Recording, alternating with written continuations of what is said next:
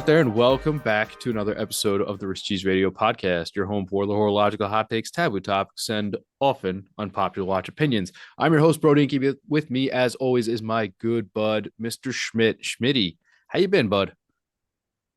I've been pretty good, man. How are you doing? Busy mostly. A mix of, Same. it's kind of the whirlwind of this time of the year, and I think people understand that given the fact that we've kind of been a little bit spotty with the episodes, but that's going to happen. It's a mix of busy with work, busy with personal stuff, busy with sick kids, busy with it's currently monsooning outside. I'm trying to make sure my house remains upright. It's everything all at once. So Yes. it's Yes. I've got some cool press stuff going on, which I'm excited to one day talk about whenever that happens. So a lot going on. I'm sorry for the person who checks in every single Monday looking for episodes and they're not there, but it's just right now that's the state of affairs here at Rich Cheese Radio. Yeah. Yeah. Sorry, guys. What's up with you there, boss? Not a whole lot, man. Doing the last final preps for the holidays. I'll be throwing an in between holiday party. So that it's going to be kind of fun. So after Christmas, before New Year's. Very nice. So that'll be a kind of a new thing we're starting this year. Hopefully, it's a cool thing and people want to come and experience it. But it is that time of year where everything just gets a little bit more cramped. You find out how much time you really don't have, and especially with kids that are getting older every single year, and you want to keep the spirit and magic of Christmas alive. You got to do everything you can to be there. So again, guys, sorry that we haven't been the most present on the podcast, but we are two very busy working dads, and that's sometimes those things come first. So apologies, but real life always takes a win here. It do be like that, my friend. All right. So we're gonna talk about some stuff that dropped this week. This episode might not air for a sec because we're trying to sync it up with a sort of a drop Ruski. It'll play itself out in the episode. You'll listen to it, but it'll make a little more sense at the time of airing. So this week, we're gonna kick it off with one of your favorites. I think we're gonna start with Doxa. Yes. Doxa has fully unleashed the Kraken here on the sub 300 beta collection. We've seen a couple limited editions. We saw that very, very blacked out one with the gold accents. We saw that Siddiqui limited edition we talked about. Yep. And now we're getting sort of the full line here. Kind of interesting the choices they made with some of this stuff. Like, for example, the Caribbean is blue bezel, orange accents, and then the rest of them all have black bezels. Yeah, because I think they're ceramic. Okay, interesting. I But I'm just saying, like, it's an interesting take to go from one to the other. They have a wave dial pattern on the dial. They have the sort of the color where you normally get that sort of real smack of color all over the dial and bezel is subdued here. It's on the minute hand. You're getting little bits here and there. It's not as in your face Doxa as previously. Maybe it's a little something different from them as opposed Yeah. to where they used to just hit you right in the face with color. And I think it's okay. I think it looks good. You're getting sort of I the contrast. It's contrast with a lot of black here. Yeah, I mean, and that's kind of according to the website, that's where the whole thing of beta comes in, where they're trying to make it more of kind of the second generation or second evolution of the original Doxa design. So they're talking about different colors, different finishes here. So you get a lot of kind of the archetypal Doxa ness, if you will, without going full fledged, signal orange and bright Right. yellow and aquamarine. You're getting a little bit of taste of it. And I think that this makes it a little bit more practical for the daily wearer. I think that's exactly what they're going after here. And that's at least based on their marketing on the website, that's kind of what it indicates it to be, because it says the beta signifies a palette of colors and fresh finishes, making it equally suitable for underwater exploration, boardroom meetings, and various situations in between. So this is Doxa stepping it up with the dress diver aesthetic, if you will. Why is the boardroom always the go-to? I It's always no. the one we're going to talk about. Oh, you could wear it in the boardroom, right? It sounds like, oh, you could wear it to the office or you could wear it to work. You could wear it to the boardroom. How many people go to a boardroom? I've never Well, been in a boardroom in my life. honestly, well, I can say I've been in several, and sometimes it's not always a good experience to be in the boardroom. True. But I can say I think with all potential work situations, a boardroom meeting is kind of like the pinnacle, right? Like of corporate America, like a boardroom meeting is like the quintessential pinnacle thing where, nobody wants to be there, but everyone has to act like they want to be there. You have to contribute, you have to wear your suit, and it's going to be where you are the most dressed up potentially in a work setting. No, I get it. It's supposed to be, you're going to be in view of your boss, maybe your boss's boss, and that Exactly. whole thing. I just find it funny that boardroom is always the go-to for any Yeah. type of watch content, right? Yeah, Beach no, to I know. I boardroom, whatever it know. might be. It's a funny little something that seems to repeat itself over and over again. But yeah, these are neat. They come in around 22, 2300, depending what Yeah. configuration you get. You can get the beads of rice, you can get the FKM rubber. And yeah, I think they're all the fun of an regular docs are just a little more practical for everyday wear. If you're maybe I not like them. so colorly inclined, I like them. chromatically inclined. Yeah, yeah, I like them. And honestly, as somebody who is a previous Doxa owner for several different versions, this is different enough for me that I could see it in a collection. You Yeah, I know, think you can add one of these if you have a different doxa and get away with yeah, it. Where even yeah. if you added the 200 when you had a 300, if you're still getting a very colorful, very vibrant doxa product. Here you're getting something very contrasting to the previous models. And that's kind of where I'm at. I mean, because I have the Signal Orange Doxa Professional, I got the black lung. I kind of have the quintessential Doxa, Oh, you've right? got the doxa, yeah. Yeah, the Doxa, stainless steel case, 42 millimeter sub 300, limited edition with the bright orange dial. Like as soon as I ever saw that watch, I fell in love with it, and I wanted to have it in a collection. But I have it now, and so for me, if I was going to add something else to the collection, I think that something like the new Beta Aquamarine would be a really good option for that. Yeah, absolutely. I think you're 100% spot on there, my friend. Um, moving on to one. All right, here's one that, and this is when things have gotten sort of funny with the pod and everything. Is people have DM me this and said, "Do you think this one is going to do it for Schmidt?" And I'm like, "What? Why are you asking me?" But so Oh, we look, always it's talk a lot finally about different. we talk a lot about Unimatic, and this is the Unimatic Modelo, and in my family are very off the boaty. Um, they have a very native dialect. It's not the proper prim and proper sort of Italian you would speak. My family would say chinga. It the proper Oh God, is cinque, but it's my family says chingua. That's the sort of gotcha. like backwoods, folky dialect of Italian, It, but it it'll means be your five. It's it'll the be your model five. regional, yeah, yeah, your Yes, regional dialect. right. So my family's from a little bit outside of Naples, in southwest Italy, and yeah. So Modelo Cinque for all the people who are counting, literally. And in Spanish it'll be Modelo Cinco. Yes, yes, it would.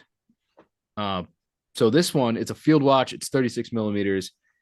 It's quite different from the other ones.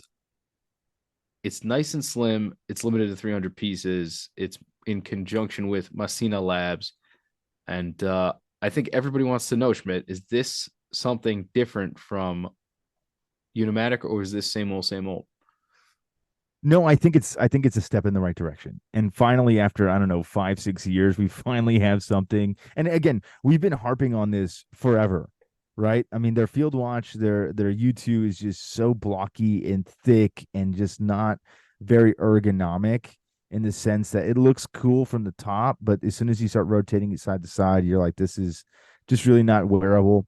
I think Messina, given his collector status as a very vintage minded person, to me, this is a lot of his influence because this is something that a vintage collector would come up with, right? You have thin lugs, you get a big crown, You got a very thin profile, relatively speaking, for what Unimatic normally delivers. And again, you got a 36 millimeter case diameter. I don't know of anything that they've ever produced that is in that size. So I think, at least for now, this is okay.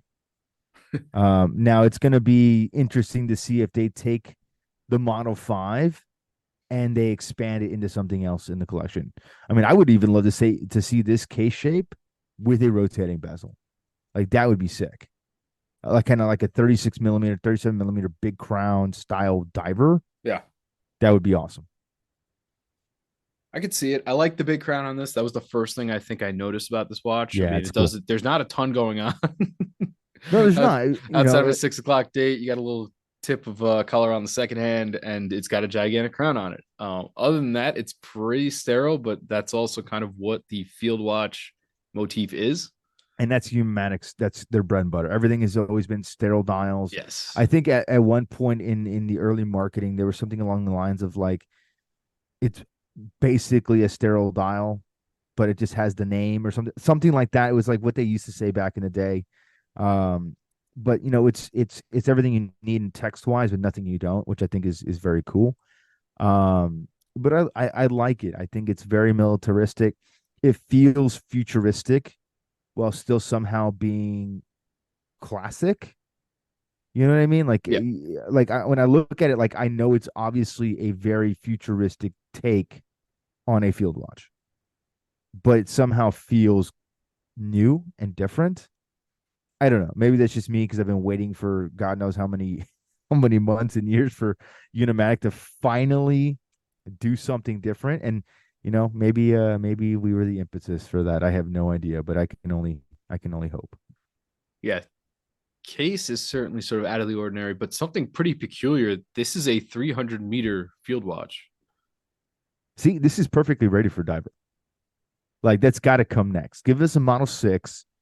Take this, make it 36 millimeter now, make it 38, and add a bezel, and we'll call it a day. Like I think that would be a very logical next evolution. Yeah, that would be quite interesting. And these come I in mean, at 995, not too shabby. you don't have to reinvent the wheel. No, You you know what don't. I mean? Like you No, you don't. just finally give us freaking something. Like the days of bloated divers and field launches are over. Like let's get something a little bit more streamlined. So this is at least for me a step in the right direction. I would agree. I have to agree with you, my friend. Next up, let's go to Zodiac's put out a collab piece with Rowing Blazers. It is their world time configuration with a blue bezel, and it is inspired by, loosely, I will say, the movie Trading Places, which is an Eddie Murphy movie from the 80s. Okay. Yeah, the Really? connect. Yeah, Oh, okay. yeah. So, um, I don't, I couldn't find an impetus exactly for that. But anyways, this highlights some of the cities that are mentioned in the movie and sort of the hotspots of the era, places like Monte Got it. Carlo, Paris, and other places. You could see it. They're sort of highlighted on the bezel there. Kind of an odd and random reference, but okay. Like it's all right. It is Yeah. what it is. I like Eddie Murphy. He's a good guy. Dan Aykroyd, Yeah. sure, but I but yeah, just I just want to know whose idea this was? I mean there's that what's the actor's name? Um oh God. Oh, He's Adam on the Scott. advertisement. Yeah, who hurt this man? Yeah, he looks Like weird, dude. he looks so bad. Like what happened to him? He looks a little like he needs like a cheeseburger. Bad. Yeah, dude. He's like emaciated. Yeah, that was the word I was going for too. Like who hurt you, Adam? So he's supposed to be sort of dressed up as Dan Aykroyd's character in that movie. And in that movie, basically Eddie Murphy's like a brokey and he switches places with Dan Aykroyd, Yeah, who's yeah, yeah. wealthy. I don't know if you saw it before. Anyway, Yeah, of course. It's a it is a classic. classic. I just It's a classic. How could you not have seen that movie before? It's a classic. for we have our demographics sometimes trends a little low at times. We get into the 20s. I That's check our true. That's true. stats. So, just to round it out, it's a solid movie. It's worth a watch. Yeah. Definitely worth a watch. Sort of a cult classic, but it's very 80s. And yeah, they got the dude from the brother from Step Brothers, the third brother. Yeah, filling in, doing some weird poses and stuff. And I don't know where they brought him in from. I think he was just in town, and they were like, "Hey, come by and let's do this." Yeah. Yeah. It looks so, He's gonna bring you to the Catalina wine mixer. yeah, but not in a good way. No, Like he's gonna bring you to the Catalina wine mixer, but he's also gonna sell your organs on the black market. No one's ever gonna see you again. I could see that. I could see that. All Yeah. in all, it's not a bad looking watch. No, the watch is fine. No, I yeah. was just Getting very, back to the watch. yeah, just very a little interesting about the marketing. But again, this is what happens when you have people, in Gen Z that are doing all of it was like they riff on everything, but they also have no understanding of anything else. So it's like it's all like trendy, but it like doesn't make sense in some aspects. So I don't know. I hope anybody that's listening to Gen Z doesn't get offended about this, but I'm just saying it's Well, that's like, their specialty, so probably. yeah, that's true. That's also very true. But so we got a very nice color blue bezel. It's I nice. it's a nice looking watch. I never really liked the way that the Rolling Blazers text looks against the text of the watch companies. It never really lines up that nicely at all. But Well, because it's literally old English yeah, font. It's a very distinctive, very aggressive style, which, if you're talking like fraternity chic, like it's perfect. yeah, that's exactly what it is. But it's not something that typically would look good on a watch face. Yeah, and it comes on a Jubilee bracelet or a NATO that kind of looks like a Charlie Brown T-shirt pattern. Yeah, yeah, the zigzag. Yeah, and I mean, I like the watch. I mean, it's kind of it. No, it it's looks good. It's a good looking watch. it's very like mythical blueberry, you know? Yep. Like nobody's ever really been able to confirm if the Rolex Blueberry is legit or not, but it's kind of like that blueberry, GMT style, which again looks really cool. I think it looks good from a distance because it's the right shade of kind of like royal blue. It's not navy, it's not electric, but it's kind of like a royal blue. Yep. I think it looks good overall. I think the weird tie-in is kind of interesting about Trading Places. Because I would have never picked that up, nor would I have No. ever associated that to be the marketing thing here. Um, okay, subtle nod. It just just when I think about it, it's like this one person that works at Rowing Place is like, dude, this would be so on brand for us because we want to show the older demographic that we're in touch. It's like we watched this movie and it was cool, so we should use it as our collaboration. I'm like, that yeah, I don't know about that. All right, we're doing it anyway. Full send. Okay, boomer, hold my beer. We're gonna launch this baby. Yeah, that's exactly it. That's exactly. But I do like the watch. The watch itself, outside of the marketing campaign, because again, I would have to say this is probably more of a Rowing Blazers marketing Yeah, it campaign is. than it is probably a Zodiac marketing campaign. Um, yeah, it's cool. Yeah. All right. Moving on. Next up, we have the Longines Hodinky limited edition Spirit Zulu Time collab. This one actually looks quite good. I'm a fan of it. Again, Yes. also some weird marketing going on here, but that Yes. aside, that aside, this is a very handsome watch. It reads a little bit Explorer 2. It reads a little bit Longines Spirit. I mean, to It's me, this is literally like Black Bay Pro, which a I think little. is kind of the major criticism um of this watch, which I understand. I mean, it literally is a yellow hand, just like the Black Bay Pro is. But you know what? Haters are gonna hate because you know what? It's a good looking watch. The size specs are fantastic. This collection is fantastic. People like it, and it's going to sell. It's going to sell very nicely. See, it's funny. I don't really read Black Bay Pro looking at this. I mean, as color aside, I mean, if look, if you matriculate it down to its basic properties, which is well sized, vintage ish GMT black dial with a yellow arrow hand, Yeah, they're literally carbon copies. Now, when I first saw the watch, that was not my immediate thought, but that's what the internet ran with. Like, oh my God, it's like a Black Bay Pro copy. I'm like, well, I mean, there's only so many ways to make a GMT. Black Bay Pros have fixed bezels. I believe this one is actually a rotating bezel. It also has numbers, Arabic numerals versus, traditional markers. And I guess it's got a yellow hand, so it's got to be a Black Bay Pro ripoff, according to the internet. I disagree with that, but I can also see how it is a valid criticism. But at the end of the day, Black Bay Pros are still hard to find and they're still more expensive. Yeah, I don't know. I'm not. So I'm not going to give anybody that satisfaction on this one. I'm not going to do it. look, This is man, such a generic layout for the me internet that is gonna yeah, internet. it doesn't. The Yeah, internet's gonna internet. I mean, this it's is just the such a way it is. generic layout. I can't give somebody plagiarism props on this one. It's not going to work for me. I don't think it's gonna happen. I Um, like it though. I think it's a nice looking timepiece. I'm sad that it's not a like regular production. yeah, it's a Uh, limited. it's a limited, of course. It's like why squander your best designs on limited Yeah, editions? always right. It's like, come on, man. Like let's just call it a day. Let's just not do that.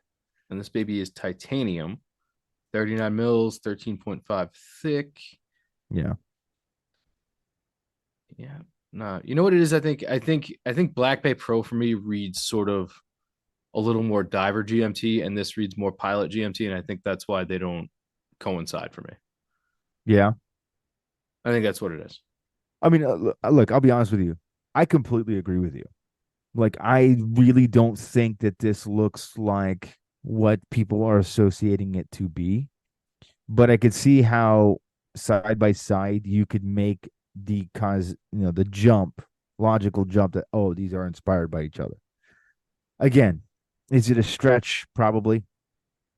Do I care? No. Should you care? As a consumer, you know, do whatever you want to do. This one is what you said, full titanium, right? Yep.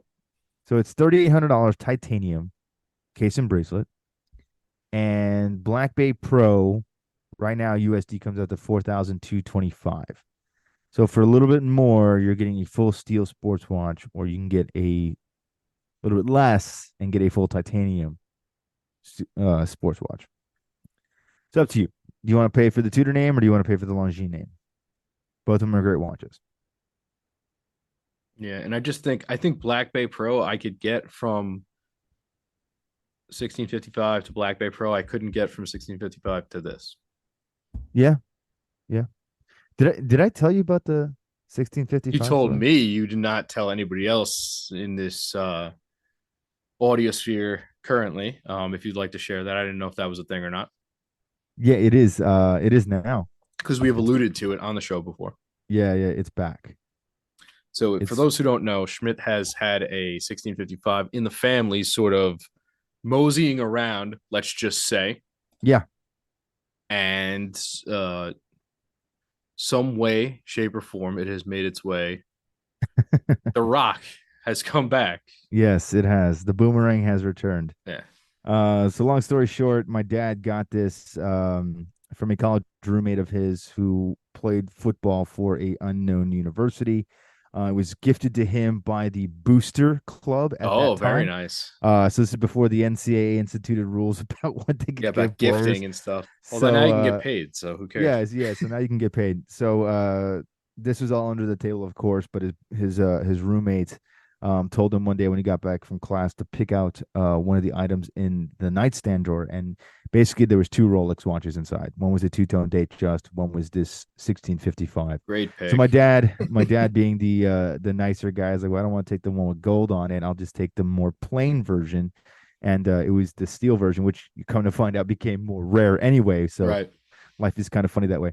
But anyway, it was worn by my dad for a little bit and given to my grandfather, who had an original Rolex. that he lost in a card game during the Korean War. That's So so my gangster. father, yeah, so my father gave him this watch to replace it. And my grandfather wore it basically for 40, 50 years until he passed away a few years ago. And then it kind of was in the family, but not by anybody who actually legally owned the watch, Not yeah, or not who it where it was should have been. watched before. Not where it should have been, which was in my dad's possession. And then through some legalities things, we were able to finally get the watch returned to us on Thanksgiving of this year. So um, we're in the process now of getting everything sorted for restoration and preservation of the timepiece. Very nice. I'm getting a new bracelet from Rolex brought in to be a replacement for the original one that was on it.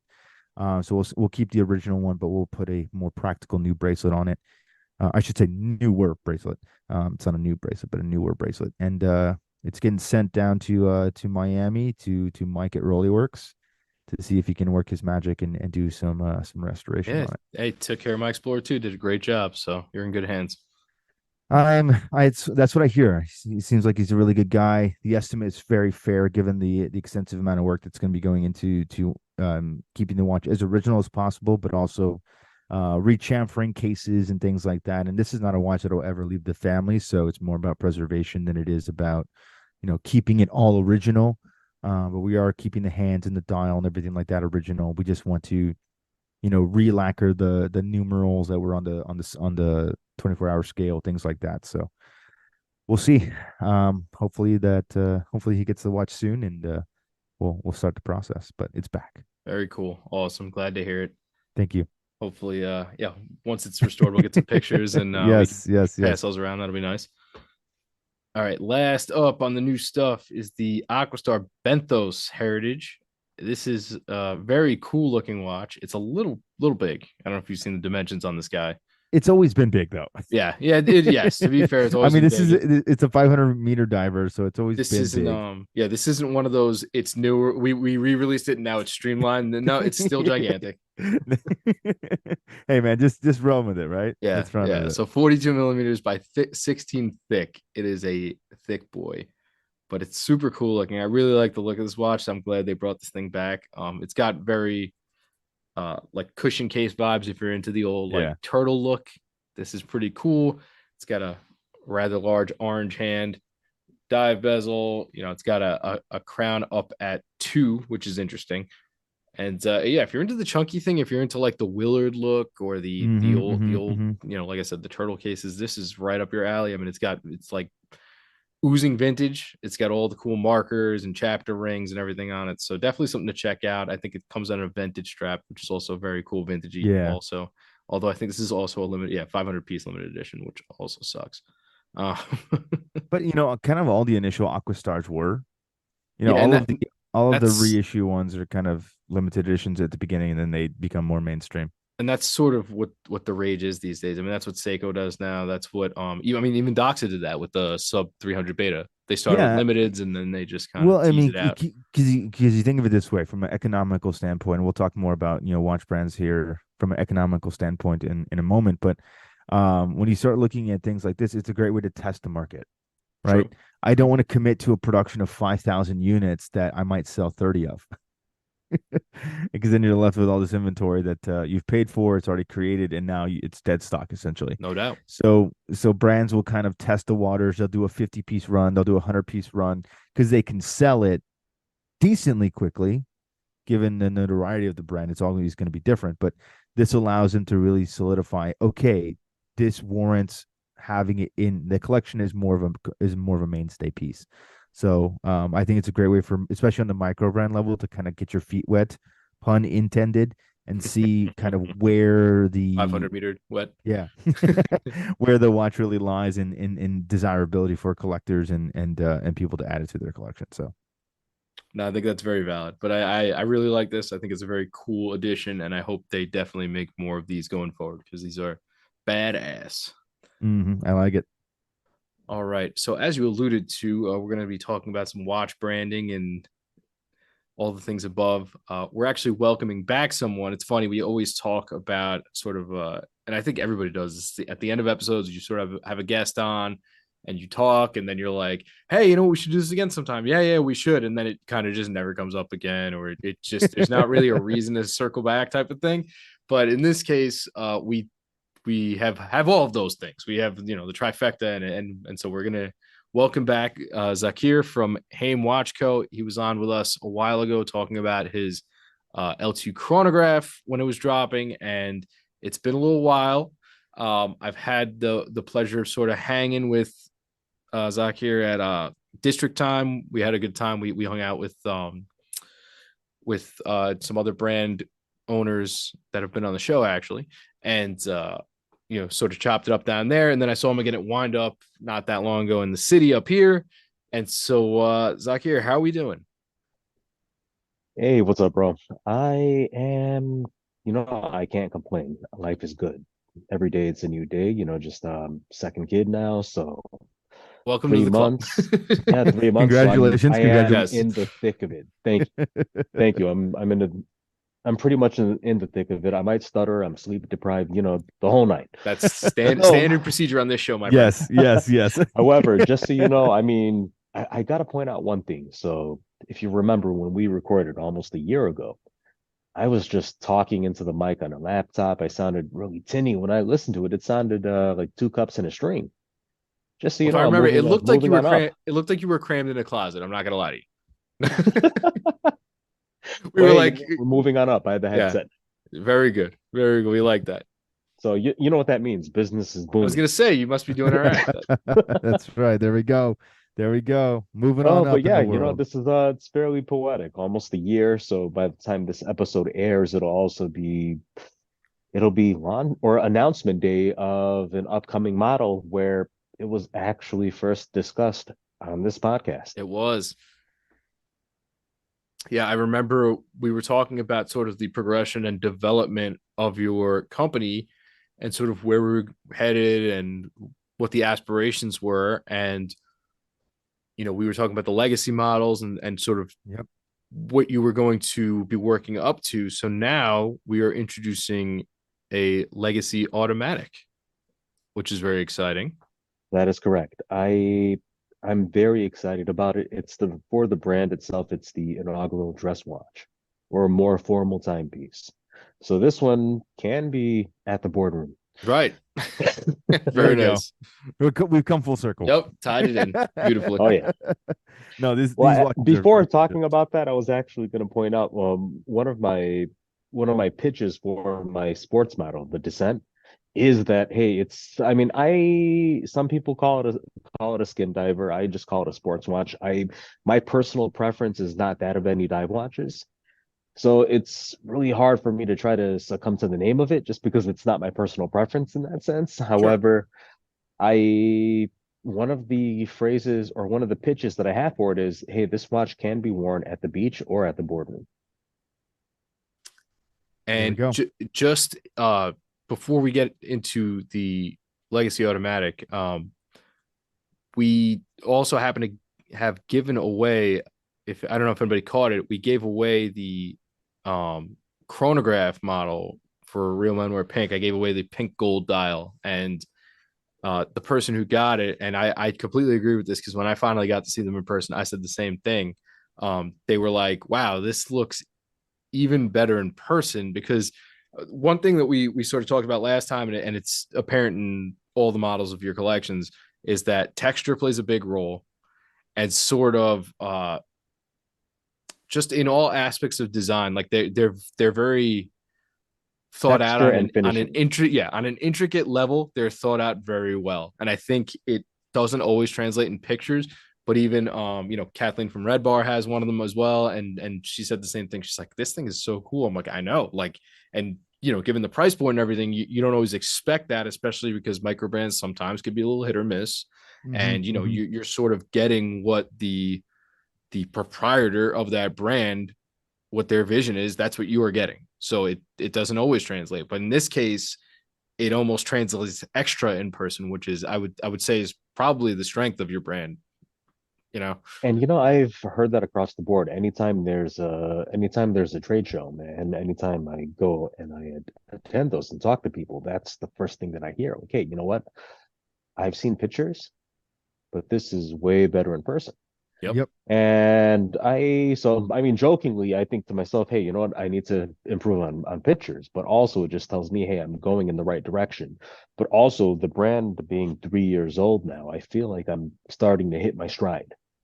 Yeah. I am very comfortable in what I want. Again, my background's not that of a designer or anything. This is just me and my own passion for watches and things and gaps that I've seen within watches and current models and other brands that are already out there just throughout my own personal history of collecting. And I'm I'm hitting my stride now as far as where I'd want to be design wise, model wise, and I'm building it now. So be after the Legacy Automatic, I have my next model already ready to go.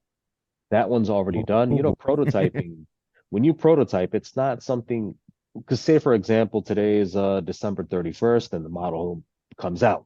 It's available to purchase. Chances are that model was worked on for about a year and a half to 2 years Yeah. prior. Yep. Yeah, for sure. And so for me, by the time it comes out and it's new to everybody else, it's old to me. It's like, oh yeah, I've had this for a while. It's been on my wrist.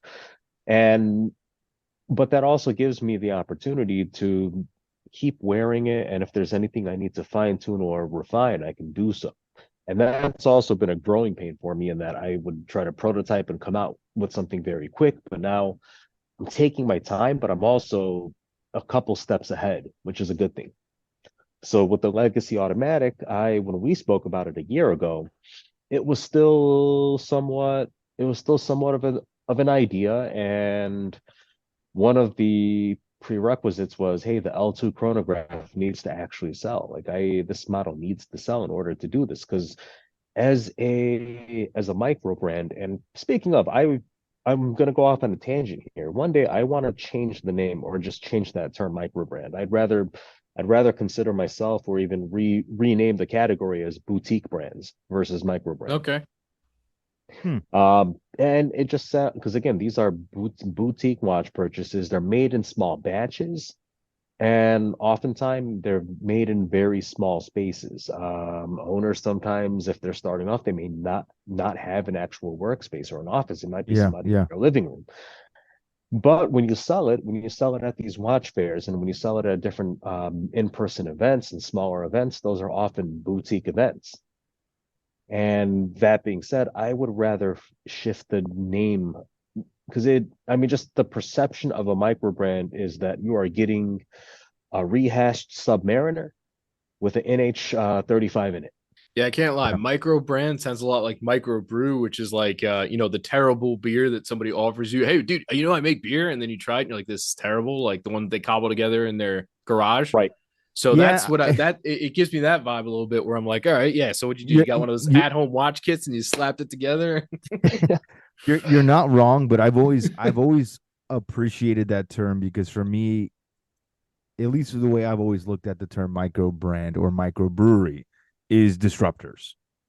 These were companies that were willing to disrupt larger entities within their respective industry, right? Of course. Especially for microbreweries, right? Your Anheuser-Busch, your Bud Light, whatever it is. These were companies that were like, you know what, we're going to produce a superior product and we're going to classify our own thing because we're completely removed from these guys. We are our own thing. And for me, I always looked at as a positive, as a disruptor within that respective industry. But it's very Now, a interesting. question for that statement is, I mean, a disruptor can is that always a good thing? Because sometimes a disruptor can be bad too. I mean, certainly, but I think in this case, what you and so many others have been able to do is to make watch collecting accessible and exciting and deliver a great product at a specified price point. And I think Right. that that's something that a lot of the bigger brands just cannot do because Not they don't course. anymore. want to do it. Yeah, not anymore. They don't want to do it. They don't have to do it. But No, of course not. Once you have a reputation and with overhead and just normal And I'm gonna dig into that too, because when we talk about business, when you think about the EBITDA model, just by running something on a standard EBITDA model, and bigger brands are able to do so, micro brands or smaller brands are often not. We get pigeonholed. Yeah, It's kind of, hey, you know what? Well, you have to be able to give us the world and the kitchen sink, but it can't yeah, be more than 550. I and no yeah, knock to yeah, people, but sometimes you'll go and check out some of the forums or social groups about micro brands and smaller brands, and the expectations and demand of some people are quite Wild. comical. And no, I mean, yeah, no yeah, yeah, offense yeah, to yeah. them. It's just comical. It's to the point. I saw somebody say something, oh, hey, in 2023, there's no excuse why a micro brand cannot come out with a full titanium hardened, yada, yada, yada. It has a micro adjustable clasp and it needs to put air in my tires, but it can't be more than $400. It's like we can. It's just going to cost you $2,000, fifteen Right. hundred bucks. You know what I mean?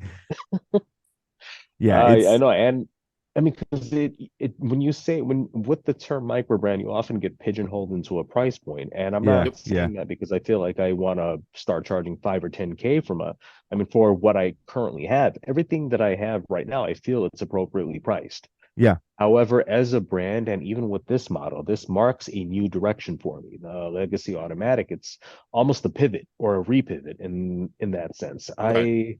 I don't think it's a pivot though. I think it's an evolution. And Yeah, I think it's a necessary evolution because a pivot to me denotes it like you're moving in a completely opposite direction. I think, maybe not at the beginning, because when you started based on our conversation last time, when you started, you're like, look, I'm doing this. I'm a one man show. Like I'm investing a lot of money from my own job into doing something that I have as a hobby, and I want to see if people like it. People liked it, and now they're like, "Well, hey, what else can I get from you? Because I like XYZ models. What's next?" And you're like, "Well, you know what? The next thing that we've been kind of working on for the last year or so is a mechanical wash. It's an automatic version. Here's kind of what we have, and I think it's amazing. I think this to see the work that you got, you yourself as an owner, as a business person, as a designer, and somebody that is wearing many hats to make this brand come to life. I think it's very cool to see that this is evolving into something that feels much more like your thing. Like it's a refined product. And right. I think that that's I can super cool. appreciate that. I can appreciate that. And I it's definitely refined. And from the conversation that we had going back almost a year now, that conversation when we were talking about the legacy automatic, prerequisite was, hey, the L2 chronograph needs to sell because as a small micro boutique brand, our worst nightmare is excess inventory. Yep. Yep. Because oftentimes, and also with the industry itself, the industry almost demands that you have new models every single year, or hell, even Yeah. twice a year. Yeah. Yeah. Exactly. But then they shun fashion watches, yet we're expected, or the trend is to It come out with the same quantity it without doesn't being make a sense. fashion It watch. doesn't it It doesn't make sense at all. No, not at all. So, I mean, right now, what I'm trying to do is I'm gonna probably scale back in the sense of one model every year or every 2 years. Yeah. However, for the brand, I like with the L2 chronograph, the base model, that was a permanent collection. That's still going to be part of the collection. That's what's available. There's no limited run for it. It's just that model will always be there because I feel that that model is worthy. It's a great model. And for Mhm, what it mhm. is, it's a phenomenal value and Yeah. what you get with that watch. So with that, I came out with a couple other iterations of it. One, as the brand turned 3, I made a small run just to celebrate the 3-year anniversary. I've also done my first full collaboration project with a group in the Middle East and um, did a series of 50 pieces, 2 dials. It was based off of the L2 chronograph. It was the L2 chronograph Arabized. There's still some available. However, they've sold exceptionally well. The demand for them has been higher than any of my other pieces, and just the overall reception, I've received some of the best feedback on that specific model. Yeah. There's 2 dials. They tell the story of day and night. And if you think about a lot of Arabic literature, it's often tied to older stories. So I wanted to title it based on a story come with a design that is inspired by architecture within the region, not just smack a bunch of Arabic numbers and call it a day. So every Wait, wait, detail you on mean the that's watch is not how thought you out. design Arabic watches? You just put Arabic numerals in script and get like turquoise and then call it a day? That I thought that's how it works. No, you know what? I maybe for somebody else. I don't know. Maybe if you're designing a Swiss Arabic watch. It's always the same story. It's like, all right, guys, we're gonna make it turquoise and we're gonna Yeah, put traditional Arabics on it. And you're like, No, wow, I did. this took Even if you 5 think seconds. about the day, even if you think about the day model, that one, silver base, of course, and I went with a pointed guilloche pattern, so Yeah, more pointy at the top. On top of it, I emerald green. I decided to go with emerald green for the numbers, except I wanted them to be raised, not just printed on the dial. But not just the numbers, the hands have to match the same color. right. And you hmm really don't see emerald hands. And then on top of it, if you see the color scheme, it almost pays tribute to all the different flags within that region. There's pops of different colors. If you check out the 60, you'll see a bit of red there, even though you don't catch it at the first time you see the watch, you don't notice it. It's something you have to spend time with in order to yeah. catch it. So I, No, I feel it's like I've put a lot of thought into it. And when you think about those watches that are made for the Middle East or the GCC region, I think I have one of the better ones. And that is something I can say very not arrogantly, but confidently. And when I see what some of the other brands have done, it's kind of they've just taken their same model and just made the numbers Arabic. And they called it a day. And it's that kind of okay. the joke, right? Yeah. Yep. I feel like I've done something special there with it. But at the Yeah. same time, now I'm asking myself, hey, have I outdone myself now? No, I don't think so. I mean, the one thing I you, with what I you have with what I have now and with what's coming next, the answer is no. yeah, yeah. No, I mean this Arabized version that you have listed on your website. I mean the hobnail texturing, the guilloche in the center of the dial is fantastic. I love that you did a mix between traditional numbers on the sub dial versus the Arabics on the counter for the chrono. I think that that's super cool. I don't think I've ever seen that done. I don't No, even know so if I've ever actually seen that Arabics if you done check the before on a notes, chrono. if you check the notes, what I did, the entire dial, the pictures are prototype dials. So there's some Okay. that are standard English numerals. There's parts of it that are standard English numerals and parts that are Arabic numerals. For the actual production and the final product that's available to purchase, it's 100% Arabic, even the Oh, chrono okay. numbers. Got it. Okay. Okay. Okay. And that's also just feedback from the partners that I've been working with in the region and just from consumers within the region. When they buy, when you want something or when you make something that's a tribute to that region and to them, that's what they appreciate. Yeah. Okay. I see the disclaimer here. I see the disclaimer. I mean, honestly, though, either way, it looks cool. Even if it was half normal numerals and half Arabics, I think it would still look cool.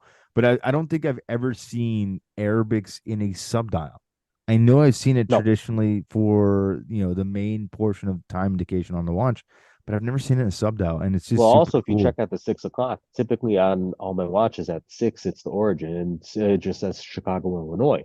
Yeah. I even have that in Arabic too. Yeah, I see that. I see that. That's super cool. It's so small, but it's there. I I think mean, I I the think I design is did really nice. a very good design. Probably out of all the Arabic inspired dials that I have seen throughout the years. I'm not saying this just because I'm biased, but I think it's one of the top five. Yeah, it's a very good looking dial for sure. I mean, So honestly, all of the watches that I've seen come across I mean, even your anniversary edition, just very, very pretty watch. Both dial options and that just very good looking. thank you. And it's again, man, not to belabor the point, but I mean, it's definitely well thought out. It's done with intention, and people recognize quality. I mean, game recognizes game, as they say, right? Like it's something that I know is not an easy thing to do. There's a lot of variables, a lot of factors into making these decisions. And really once you make the decision, like that's it. Like it's you just go. It's Yep. really there's really no time to Right. deviate from that, and you're hoping and praying that it's the right decision to make, especially as a small independent company like yourself. Of course. And I mean, because you can't grow, you can't make the right decisions or smart decisions unless you mess up a couple times. Yep, Which sure. I feel early on, I wouldn't call them mistakes, but they're growing pains. So I've had a couple, moved on from there, and now it's again I'm hitting my stride now. Even with the L2 chronograph, one big piece of feedback that everybody has is, hey, this case design is incredible. I never noticed all the detail on the case. And that all that tells me is maybe I'm not documenting it enough. But then also at the same time, if I document it too much, then it's just going to sound like I'm trying to overhype it.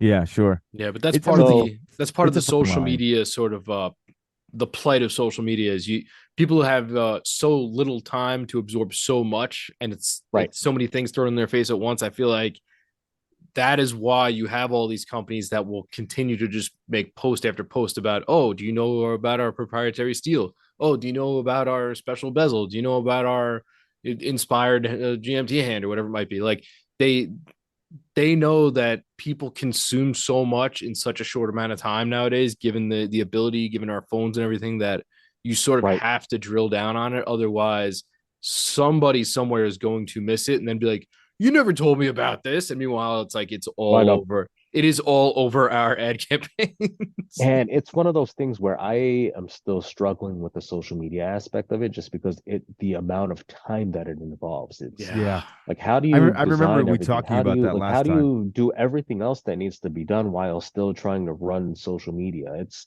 So I feel like, okay, I'm doing the best I can. I started to figure out I can schedule things in advance and get those posts. I finally been able to get my photography to where I'm happy with my photography as well. So again, it's happening, doing it my way. So I can't really, there's no scapegoat if it doesn't pan out the way it should. All of that said, the L2 has been selling. It continues to sell, and as I promised, hey, depending on how the L2 sells, I want to make an automatic version. However, when I listened to our conversation, it almost sounded as if, hey, I was just going to take the four dials, smack an automatic movement into it, remove the sub dials, and call it a day. I Hmm. didn't do that. At this point, I needed to. This is kind of a rebirth of the brand for me. I would call it Haim 2.0. And this is where it starts. All right, so It starts with this model. let's walk through this one because I see some specs So, here and I see some interesting characteristics that I'm curious about, to say the least. yeah, you know what? Let's dig into the specs. The specs, it's the same case size. It's 38 millimeters, 45 millimeter top to bottom. The height is 10.5 millimeters, Which so is it still quite Wow. fits under nice, your especially for an it still automatic. fits, yep, fits right under a shirt cuff. And that's the total watch, not just the metal versus crystal and everything. It's the total height is 10.5. Yep. Rather than go with steel, I decided to go with titanium. And not just that, the amount of work that is done on the case in titanium, that's a I feat was itself. I was going to ask about that because I see this coin edge and Yep. everything, and I can't So the if you imagine. check the L2, Yeah. if you check the L2, the that same bezel space, it was a Yep. chamfered edge. So what I wanted to do is, again, when I designed this case, the question was, how do I improve on the L2 case? How can I make this case better and make it even more different? So that was one of the things. I wanted to swap out that chamfered bezel with a coin edge bezel. So it's not overpowering either. It's not a full coin edge from top to bottom. It's just a slight, like a 1 millimeter maybe. And so you get that. You don't notice it at first, but when you do, it pops. And the case, the finishing, the polishing, and the brushing on titanium is a pain in the butt. Extremely difficult. And also, Extremely. this finishing is done by hand What grade is the titanium? too. So 5 it's is a great. lot harder to work with. Really? Yeah. To high, so you did high polishing on grade two? Yeah. That's Yeah. incredible. It's done on grade 2. Um, again, starting from the L2 on, the sapphire crystal, 5 layers of AR coating on the other side. It just, on the underside, it helps with The glare. reducing glare. 50 meters water resistance. And so, yeah, that's the case itself. The features on the side of the lugs, I decided to hollow them out too. So if you check out the side, Oh, the there's only there's reason for that is, semi-skeletonized. yeah, So it's almost kind of like an 1159, kind of that architecture in the side of the lug. Is that kind of some inspiration kind of the there? same thing. And well, no, not necessarily the 1159 in that sense. It was, I've seen a few watches just over. I can't necessarily point it to one, but I wanted to do something different. It was just like, how do I add more character when you are staring at this thing sideways? Yeah, What can you do? I mean, obviously the obvious is okay, hey, add a Breguet inspired coin edge to the entire bezel on the side of it. But like I already went with the convex curve. So I don't want to try doing something like that. Not to mention I wanted it to be something a little different. yeah, So sure. with the lugs, what I've decided to do is, hey, you know what? Let's hollow them out. It just adds that character at the side. But from the top view, even when you see the lug top down, they curve in. Mm-hmm. They Mm-hmm. curve inward and then curve back out, whereas on the L2 they did not. So it's almost as if you were to snap those hugs hard enough, you could probably break one off. I don't recommend trying it. I'm I mean, thinking it of is titanium. It's yeah, titanium. I'm It's thinking probably of a be Kit pretty Kat. hard. That would Like be I'm pretty hard thinking to of do. a you know what the Kit Kat bar you can break a piece off and it has that little curve on the inside of it. Oh, yep. That's what that reminds me of. Okay. So there's three different dials. As you see, you have all the images and everything. So there's a dark cobalt. I took that same dark cobalt from the L2, but I wanted to do something a bit different. So the seconds track is actually applied. So it's not a printed seconds track. All the numbers are applied Breguet numerals with the guilloche center, Gorgeous. and two of the three dials have a date window at 3. Yeah. The Aventurine dial is a no date. That one That's does not that is have my guilloche favorite. just because you can't necessarily, it's hard. It's not necessarily the best idea to try to do a guilloche pattern on Aventurine. Yeah, it doesn't lend itself well. No. I mean, well, also, when you produce one of those dials, you break four in the process, Yeah, for sure. which is Yeah. also why the It, Aventurine dial costs, the cost is a bit higher. yeah, well, it has to be. It has to be. Aventurine is a very, very unforgiving material. It's all man-made. It's Yep. literally glass, which I don't think a lot of people realize. Oh, It's glass with metal oxides inside. That's literally what it is, and it creates one of the most it's also called beautiful a night quartz sky. gemstone. Yeah. Well, so are you using natural aventurine, or are you using the man-made aventurine? There's two different types. It's man-made. Okay. Again, Okay. if it had it been natural, the cost would be more. Well, I mean, honestly, for me, I prefer the man-made one because it looks much more like the night sky. The the That's the true. natural aventurine that you find, the semi-precious stone that's out there, if you didn't know this, the rock was discovered after the process for aventurine was created by men, or by man, I should say. That's so And so funny. I know, That's and funny. so and so when the rock was found, they called it aventurine after the process that had already existed with the glass work, which is kind of an interesting thing. You would think it would be the other way around, and Right. it was not. So You to know, that's me, actually something I didn't know. yeah, So it's quite an interesting it's quite an interesting little tidbit of information. But aventurine dials are just amazing. They're on some of my favorite watches ever. they're Um, gorgeous, but they're beautiful. incredibly hard to work with or to photograph. Yeah, So the name of that model, I call it Stargazer. it's perfect. And It's then perfect. I've also, so that's also the brand's first aventurine dial. So this is also many firsts for the brand. So when I talk about a rebirth, when I call it Haim 2.0, it's for a reason. First titanium case, Hmm. first Hmm. aventurine dial, first tuxedo dial. I Yep. call it Burgundy Tux. There's other tuxedo dials out there, but I haven't seen one in Burgundy. And I also Yeah. haven't seen a burgundy dial that is not too overpowering. Sometimes it Yeah. has way too much red in it, and it just, This is I don't know, almost it like a reminds me of coffee-ish just, color. It's no, it's not really not nice. necessarily. I mean, it's a deep red. Not coffee. I'd say more towards pomegranate. Okay. It's good looking, It regardless reminds of me a what lot it of like is. pottery, you know, Oh, Fair like a enough. terracotta a almost? little bit, a little more red, but yeah. I'll take it. I That I that don't works know too. which one I like. I mean, I know I'm naturally drawn to the Stargazer already, But this, I don't have a tuxedo dial. That is really striking. So It's one thing that really you see beautiful. here, so with the early prototypes versus what's going to be production, the date discs are actually Mhm. going to be color matched. Beautiful. So on the dark cobalt one, the date disc will be the same cobalt. Same thing with the burgundy tux. Aventurine or Interesting. Stargazer, there's no date.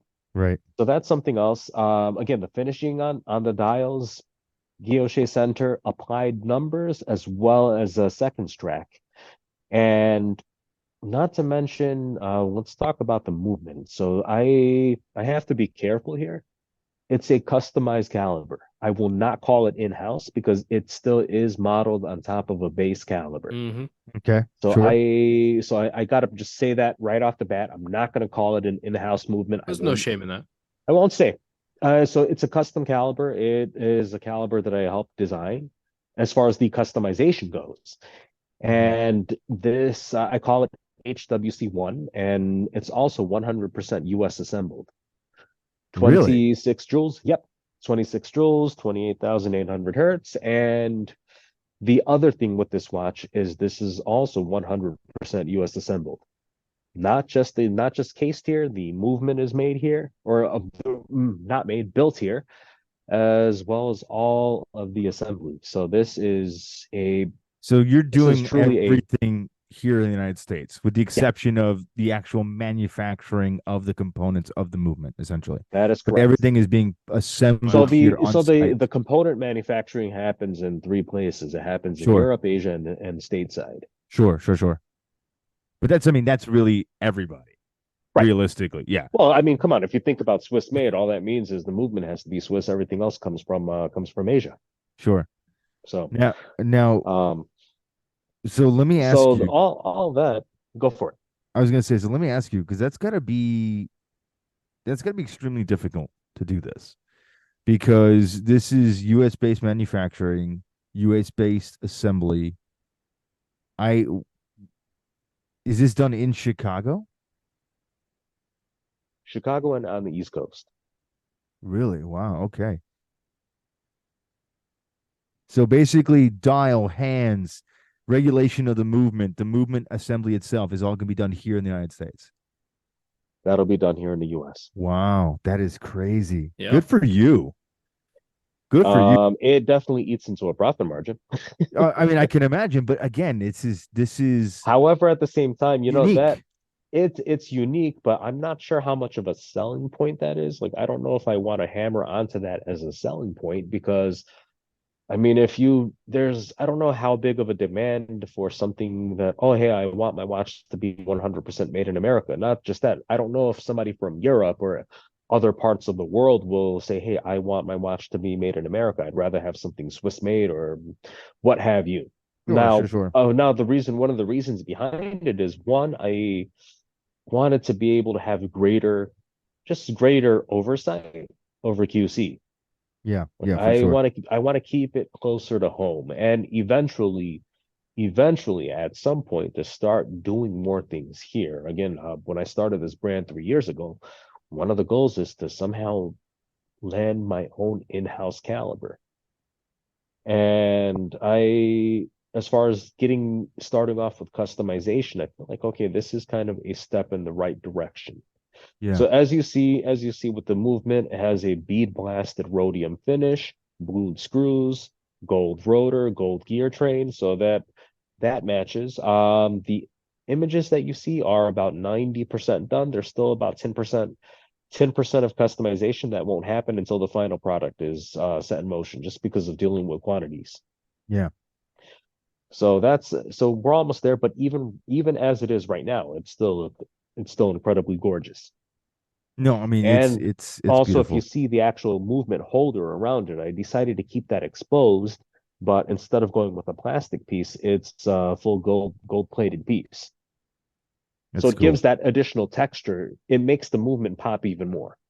Yeah. I mean, look, there's so much thought that goes into something like this, and when you really think about, really the sum of its parts. I mean, things like applied numerals. Okay, there are brands that do that. That's great. But we're talking about applied minute tracks. We're talking about minute tracks that are three-dimensional. right? You have kind of a raised or sloped angle towards the Yep. top of the crystal. You're decorating aspects that where most brands try to hide, where like you said, the movement holder itself. This is a place that's commonly like, hey, we don't want to show that, so let's just go ahead and we'll just make the opening for the movement that much smaller to hide Right. the Well, also, overall. oftentimes it's fiberglass or plastic or something. Yeah, sure. But I mean, typically they hide it. I mean, they just make the exhibition case back that much smaller in the crystal so that you don't even see it, right? But this is really, really cool. I love the rotor design. I love the fact that you did like a fluting on the movement holder. I think that that's quite unique and special. So my It's thought, my very good looking watch. I've been toying between that and hobnail. Either way, I think would be cool. I don't think you can go wrong. I think, No, I don't think either would not work. It's just about the complexity in getting it done. yeah, sure, So, I sure. mean, again, this watch, and also, I mean, the thing with this watch is, from a price point on my end, this is probably the most expensive piece I'm going to be putting together. Yeah, As far as from an assembly standpoint, I'm not talking about cost. Like yeah. the cost that like my cost to bring this thing to life, it's going to be one of the most expensive projects. Mm, mm, mm. Probably whatever it took to bring the L2 times four. Wow. Seriously. Yeah, it's not going to be a cheap project. So that's another thing. So there is I'm a bit I mean, there's that a little bit of nervousness there just because, like, okay, hey, what if it's not as well received as it's been so far? Or what if people are kind of like, oh, hey, well, hey, you know what? Now who are you to be asking for this amount of money? I mean, if we talk about price, MSRP on both dials minus the Stargazer is 1350, 1550 for the Stargazer dial, but that's MSRP. Early reservations, I'm knocking 350 off. So that's pre-order pricing. So Mhm. that means you're getting the other two for 1,000 each. I still think that that's fair. I believe I it's think fair, that I think that that's more I than believe it's fair, fair, but actually. I know there are some people that will just say, hey, well, you know what? Who are you to ask for that much? Or no, this is not fair. Yeah, You don't yeah, have enough here. You don't have a bracelet or this and that. And Well, not so for nothing. You got correct me if I'm wrong. You got D-Lugs supplying your straps, right? that yeah, is correct. That's $100 strap right there, at least. yeah. Yeah. It's You not know what like I mean? it's not like But you know it's what? a crappy Unless thing, you're a diehard aficionado, it's not something that like it's not necessarily a selling point in that sense. Like I appreciate the work they do. They make great straps. However, I haven't seen it boost the quantity that goes out. Like I haven't seen anybody say, "Oh, hey, you have a deluxe strap, and that's why I'm going to go with you." It's just something that I felt. It's something that I felt I needed because I did not want to skimp on their quality. Yeah, but you But see you know what? that, but again, At no point is somebody gonna say, "Well, you know what? I got to buy this watch, and I'm gonna have to, I'm probably gonna have to swap out this strap." They know it's a good strap. You Right. know it's exactly, solid. You know you don't have to exactly. change it at all if you don't want to. Like I remember getting the Sarb 017, right, the Green Alpinist, and I was like, "Oh yeah." Everybody's like, "This strap is trash," and I got it. I was like, "This thing is actually trash. Yeah, it's horrible. You cannot wear it." It's plastic. Yeah. I've yeah, I've had my experience with that too, where when I got some straps made for me and they were made based on cost, and when I received them, I'm like, I need to go back to the drawing board. But for me, when I think about these things in the sum of their parts, you know what I mean? Like when we're looking at something like this is something that I myself feel is very well thought out. Again, you're going to be producing, things a little bit smaller quantities, I'm sure. You probably don't have maybe the same notoriety as some of the other micro brands out there or boutique brands out there right now. No, But it's this it's is a constant grind. Again, my Achilles heel is marketing. I mean, sure, but I mean, this is something different. You have something special here. The watch is beautiful. The case I agree. proportions are Thank you. amazing. the material that you're working with is not a because again, you could have made this steel and still charged $1,000. Yep.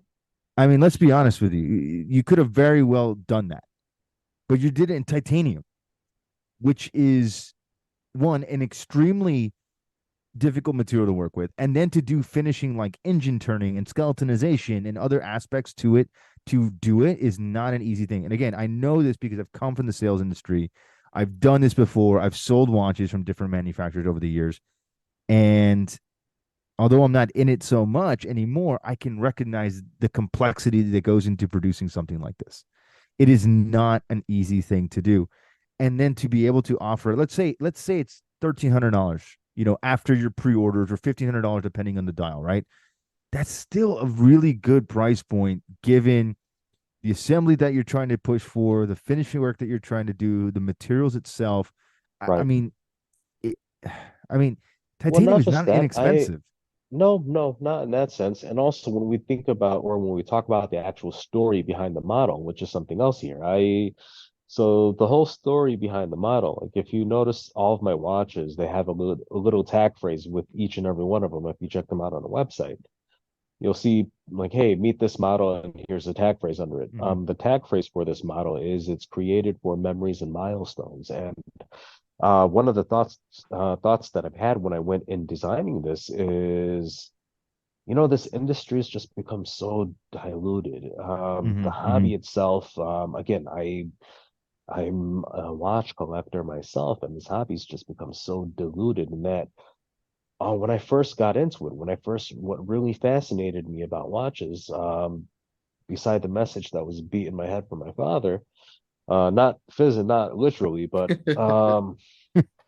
Sometimes yes. yeah. It goes But for it goes for me as well. Shout out to you, Dad. so I like the thing is what got me with watches are you can stare at it and recall memories. Like you Yeah. would create memories with the watch. You would create uh you would mark occasions. You would also mark or commemorate a milestone. And now I don't see that happening as much now. Now it's all about hype and Yep. everything. The message is just so diluted because Yeah. I mean, there's a lot of choices out there. It's a very oversaturated market. I would never say it's undersaturated. It's quite the opposite. But in such an oversaturated market, those core points of creating memories and commemorating and marking milestones seems to have gone missing in action. Yeah. And I wanted to take it back to that for me. So when I designed this model, that is the premise behind it. I want this watch to be not not a $400 throwaway watch. You're not going to just put this in a drawer and let it sit. This is something you're going to take with you wherever you go. And this is something, if you purchase it, you're purchasing it for yourself, because you wanted to create memories with it, or you are purchasing it for somebody to commemorate something, whether Yeah. it's a marriage, a birth, or something of that nature, just a big life event. And like I get every so often, I get messages from people, hey, I'm buying your watch as my wedding watch. Like it's one of the best feelings to have when people are telling me that they're Yeah. purchasing my product to mark that occasion. So Yeah, because now, it's a pretty important one. You know what I right. mean? Like it's So now I want them to have that same tiered product to back that up. yeah. This is like, hey, that when you're buying this product is going to be there for you. This is one of those where, yes, with the proper care, this is a pass down piece. This is one of those pieces you are going to be able to pass down. Hence, having the movement assembly done here, just to keep a better eye on everything. And Yeah. also when it comes to servicing, I can get things turned around much faster. Yeah. They don't have to go overseas necessarily. No. I mean, So I think it's well thought out, my friend. And And I and so the story again with the legacy automatic, it's kind of, hey, this is made to create memories and commemorate or celebrate milestones. yeah. And this watch is that. And I feel for that. It is priced appropriately, if not underpriced. No, I think it's certainly very fair. I mean, again, objectively, and again, you're probably going to get mixed feedback from the internet. As I said earlier, the internet's going to internet. you're going to get mixed feedback, I'm sure, from collectors, people that own it or won't even think about it twice, and they're just Right. going to rant and rave on the forums, and that's fine. I mean, that you've already been dealing with that as a business owner. I mean, even us, we get some we get some feedback and some DMs sometimes. I'm like, dude, just not even gonna not even gonna read You the know, I comment because it's get so silly. I get so sometimes, and again, that's something that I work on and that I need to work on, or I try to work on, and that's mainly just because I'm so passionate about this. I love this hobby so much. I mean, the at this point, if you go through my camera roll on my phone, it is nothing but pictures of my watches and kids. Yep. That's That's it. about There's right. nothing else in there. Yeah, Well, and the that's all of occasion us Swiss dads out here. and also and the occasional picture of sticky toffee pudding, Oh, very nice. which is that's become my favorite dessert. That's a new, yeah, that's That is catching my on. favorite. That's a very trendy thing right now. Yeah, well, the first time I had it, I was up in New Hampshire, and when I tried it, it just blew my mind. And then I went down this Google rabbit hole, and now anytime I'm in a different city, my Google search is nuts. The first thing is sticky toffee pudding near me. I've I taught like it. myself how to make it. I've taught myself how to make it. And Very actually, nice. what I could do is with the actual cake portion of it itself, if you switch out the brown sugar with Truvia, which is that stevia brown sugar blend, Yep. you can cut the sugar and carbs down by about 20%. Wow. But you still self-sabotage with the toffee syrup. Yeah, of course. So, and the ice Hey, cream that goes hey, on it's top. it's the balance, all right? Oh yeah. Sometimes you just gotta feel like it's a balance. Yeah, so I mean that's pretty much what's in my phone. But again, I love this so much. And what was I saying? No, it's the passion, it's the pet No, project, before and the it passion, what was tying to it? Because I just can't remember where I was trying to get at right now. it happens to all of us at some point. No, I think it was stemming from talking about just sort of the criticisms from the internet and Oh sort of yeah, Yes. yeah, what taking you're it going to run personal. across. Yeah, Yeah. no, you're right. Because no, I tend to take it personal, and that's just because of how much I love this. So it does feel personal. It's like, hey, well, like when another collector says something negative, and I'm thinking to myself, well, listen, I'm one of you. Yeah. I'm one of you. We should probably be both seeing this from the same lens. But then you get your other feedback from people, and it's funny. I'll look at some feedback, and I'm like, man, do I just be the bigger person? Do I be professional, or should I let my personality shine? Like there's somebody made some comment, and they're like, hey, you know what? You should just this is a nice dial, but if you remove the logo, it would be better. Just nobody, it's ugly. Nobody wants to see it. And my first thought is, well, kind of like your face. Yeah, I like it. But of course, that's not what my response Yeah, was. and that's definitely not the way that you want to conduct business either, unfortunately. As much as we want to do it that way, we really can't, unfortunately. Right. But look, man, I'm just gonna say this. I think you've made a great product. I think it looks really good. I'm sure the people that are listening to this podcast will be excited to see it. And it's cool that you're bringing, maybe it's not so much a big deal for the rest of the world, but I think it's certainly a big deal for the United States to bring back jobs and manufacturing and things like that. Things that we used to do as a country back here in the US and have it done. I think that that's I super can't important, say I'm bringing it back because I have not. but you're Um, facilitating it. I'm facilitating it, and there's companies that are already here. There's shops that are already here. The guys that I'm working with on this movement, a wonderful group of people. They're amazing, and you know what? I like the popularity is not there though. Of course, I mean that's just a given, but Yet. they also do a ton of warranty work for a lot of other brands. I'm sure they do. So they all, and of course they do my warranty work as well. So I to be able to work with them, I feel like this is the start of something beautiful. Yeah. Because from here we can definitely try to scale. I mean, I again my background, it's in tech, it's in transportation engineering and such, but it's in telecom, not necessarily watchmaking. Watchmaking is something that is where my heart's at, not my actual background. but it's where my Yeah. heart is at. And it's something, anything that I know, it's because I genuinely wanted to know. I wanted to learn myself. And everything that I could do with the watch, it's something that I taught myself. Yeah. One day I would have the opportunity to be able to go to a watchmaking school and actually get that accreditation. But for the time being, it's something I've been able to teach myself, and I've butchered a whole lot of movements along the way. But to be able to work with to work with experts and people that are just pros here and have them so accessible to me,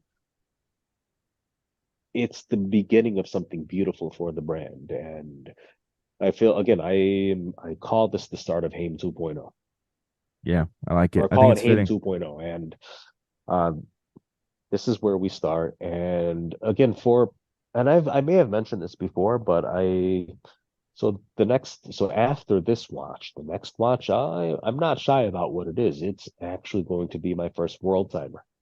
That's exciting. So you already saw it at wind up. So Listen, Oh, he's got I the have to he's play got the coy. deets. yeah, He's of got the course. deets. I mean, but you know what? At any of the events, I have the watches with me. I'm not afraid to show them to people. Yeah. I just don't want pictures taken of them yet or Yeah, anything. sure, But sure, sure. I mean, that's pretty definitely customary. That's pretty right. customary. I mean, I don't mind showing it, even though it's so early, because I like to hear what people have to say. And so far, I the feedback that I've received from this model has been like nothing negative. As a matter of fact, some of the more higher horology collectors, the guys that are into the Vacherons, the guys that are into I mean, high five figure, six figure pieces, even then they're like, hey, this is great. You're finally gonna make me a customer. I like it. So that'll be announced. I'll probably announce something like that uh late summer 2024. But again, as a boutique brand, every it's a domino. You got to knock one down to get to the next one. And for that model to even make this model needs to be somewhat of a success. So Yeah. the legacy automatic needs to sell in order for that one to come to market. Because again, the worst thing that you could do is put out these models, not sell any, and now you're just sitting on a bunch of inventory. And even and again, when you think about the EBITDA model, or when you even think about just standard business practices, the more inventory, the time that you have that inventory is actually costing you money. Yep. Absolutely. And that's something that I mean, you know, consumers are consumers. I get that. You can't necessarily because they may think the opposite, but at the same time, that's something that's in the back of your head, and you want to share that information with them, but at the same time, you have to think of a nice way to say it.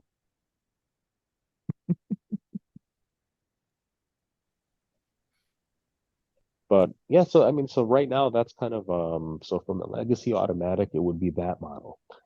And from there, I've mentioned this before. I've said it to several people. One of my dreams is kind of to launch a sub brand, which would be something more towards high horology. Like if you think Yeah. about the brand name here, the brand name here is my last name spelled backwards. Rather have a sub brand that is my last name, or probably my first initial last name, and that would be catered towards the high horology. We're talking maybe 10-piece runs, but each piece is 5 to 10 grand. Yeah. That makes a lot of sense. And again, like I said before, this is all evolution. These are all things that take time, and they're methodical, and they take a lot of effort and hard work, and in many ways, blood, sweat, and tears, figuratively and sometimes literally as Yeah. well, to make Definitely, these definitely that. There's to make these things happen. And I'm always on my phone. I'm talking to just either because again, I'm doing everything, marketing, social media management, responding to emails, customer service, talking to suppliers, coordinating everything. So like you're constantly just like it's hard to catch a break. And when you try to catch a break, you feel like everything's gonna fall apart. yep, yep.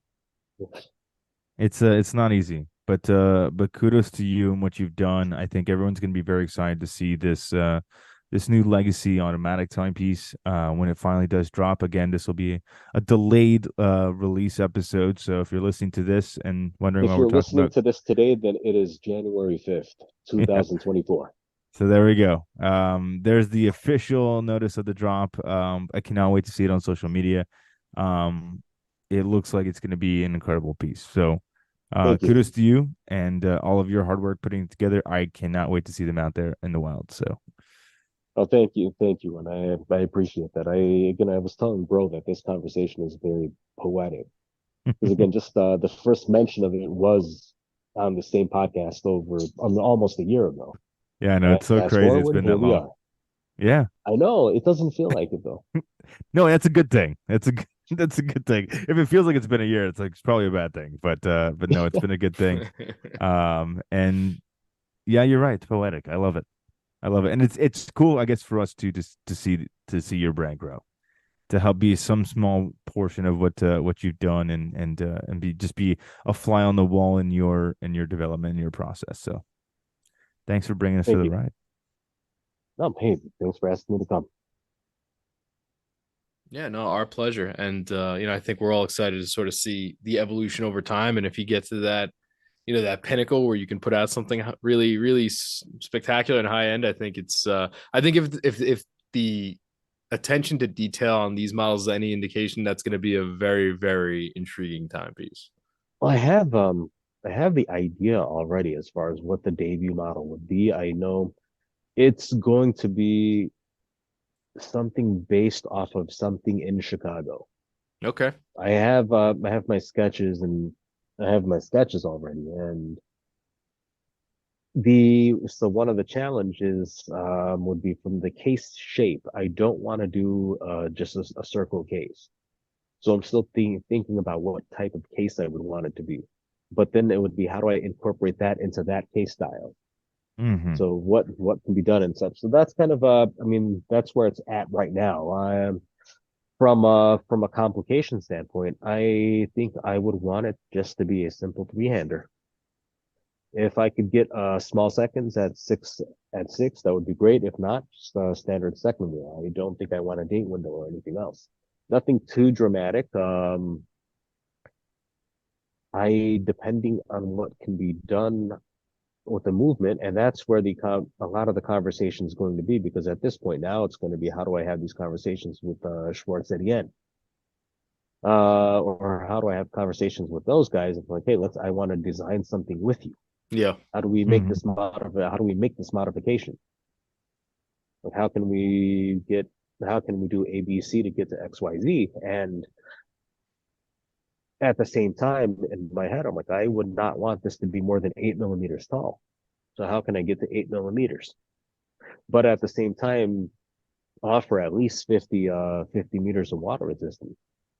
But then again, any watch on the strap, does that really matter? And because even 30, when you think about it, 30, Yeah, this is like still wash your a hands. running joke at this point that, everybody in their 30 meters and 50 meters and worried about falling in pools. Like I don't think I've ever fallen in a pool in my life accidentally. No, And you probably had a no. dive watch on if you did it, right? Yeah.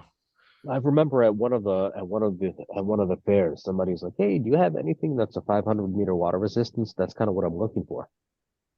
And so I'm talking to this person, and my thought is, okay, 500 meters. This guy must be doing some pretty adventurous stuff. So started talking about his lifestyle and things that he does and activities. This guy, the most activities this watch would go through would be worn in the shower. He's like, I have the occasional water balloon fight. 500-meter water resistance just to wear it in the shower. It's because the forum bros told him that's exactly what he needed to ask for, so he sounded like he was an expert. I It mean, it's could be more so. that. It's more so. It's got to be that. I mean, come on. Like, I wear a blow prof on occasion. It's a 1,200-meter diver. It's literally ridiculous, the water resistancy. I don't care. It is what it is. But you don't. There's Wait, no way on 1,200 planet meters. Earth. Yeah, there's no way on planet Earth that you need a 500-meter diver. I mean, literally 100 I meters is enough. I mean, 1,200 meters. My first thought is they should have probably been designing submersibles. Yeah, probably gonna use their input on the reason one. Just like, I mean, that's my Oh first thought. no, too soon. Oh man. Anyway, You can edit that if you want. nah, I think it is what it is. it fits our mold pretty well, so it's I fine. mean, we all now understand ocean dynamics That's right. a little It's bit a better in learning 23. experience. That's true. Oh man.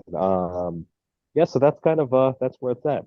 Legacy automatic, and again, pricing, it's MSRP 1350 and 1550 for Stargazer. The straps will have a standard leather Epsom strap.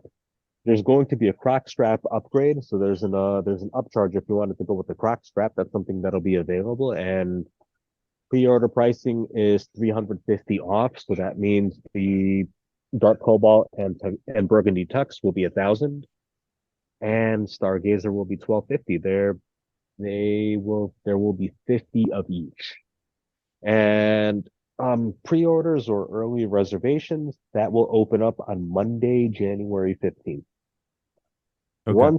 Once everything is good to go, watches, I'm anticipating them being delivered within 120 to 150 days after production begins. And that's a large window. We're thinking almost half a year now. And some of the reasons behind it, again, the watches will be built to order. The movements will be assembled per order. They're all done by hand. Yeah. And also this case with this material, this titanium case, and with this type of finishing, it's not quick. It Yeah. takes it takes time. So all the parts do need time. And like with the L2, I was able to bring the L2 to market 2.5 months. And even at 2.5 months, the finishing is phenomenal. I was able to get that done and ready and off to everybody's wrists in 2.5 months. Unfortunately, with this model, it just won't happen. Yeah. Yeah. Well, again, it's growing pains in the right way. But we wish you certainly the very best of luck. Not that you need it. But I know it's going to be an exciting launch for you and evolution for your brand. So we're just happy to have been a small part of it. So January, you said 5th for the official press launch, but then start to take deliveries on January 15th, right? That's correct. Okay. All right.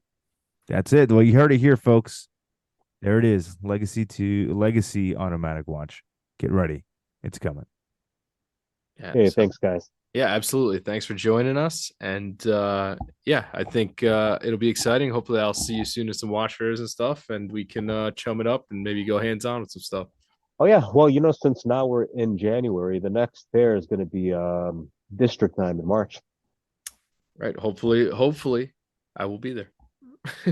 I'm hoping you'll be there too. Yeah, that was a good time last time. Hopefully, I'll make it then. All right. So we'll catch you then. Hopefully.